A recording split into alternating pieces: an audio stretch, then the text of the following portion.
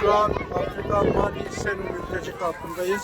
Burada yaklaşık 1300 kişi var. Az önce adak kurbanlarımızı, şükür kurbanlarımızı, sadaka kurbanlarımızı kestik. Bu ibadetimizi yerine getirdik. İnşallah yine bu kampta kalan yaklaşık 300 kişi var. Onlara Türkiye'deki hayırseverlerimizin bağışlamış olduğu sıcak yemek ikramında bulunacağız. İnşallah hayırseverlerimize dua edeceğiz.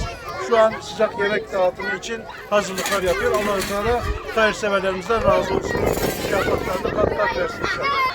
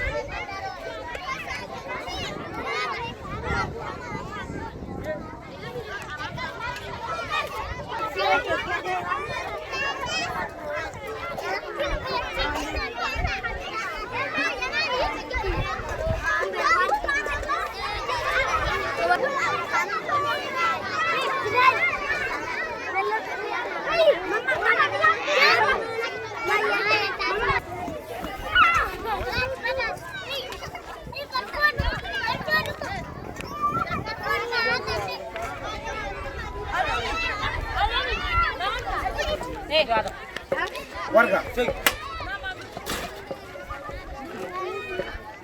Waiski. Iski.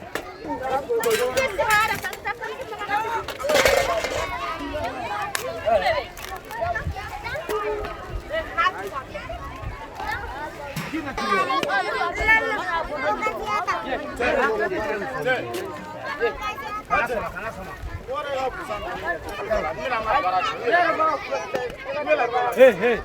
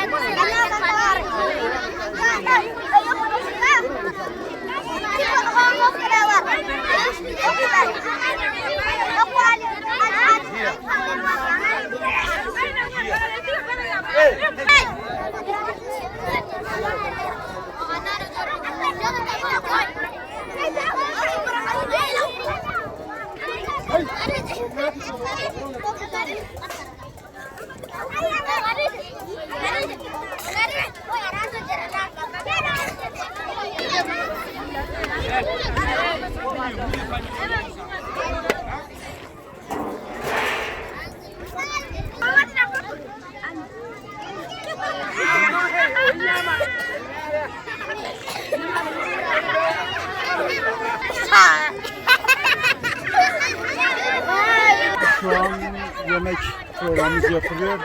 Allah-u Teala bu yemek bağışlarından tüm hayırseverlerimizden razı olsun. Kendilerine bol bol ecir versin inşallah. Cennet harcı yapılsın. Kendilerine yoldaş kılsın.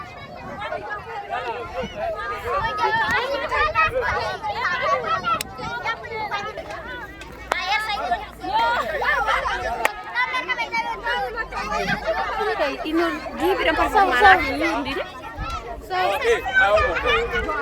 Ayo mau, atau yang?